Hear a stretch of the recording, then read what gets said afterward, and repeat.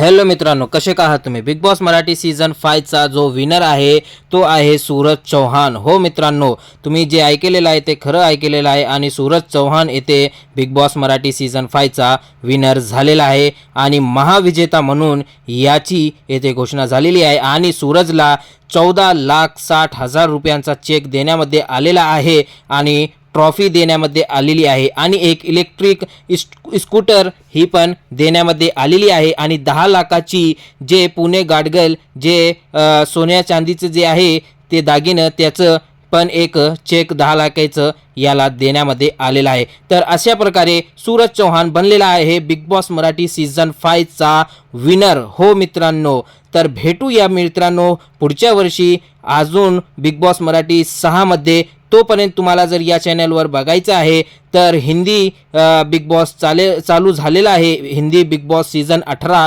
याचा रिव्ह्यू आपण याच चॅनलवर करणार आहोत।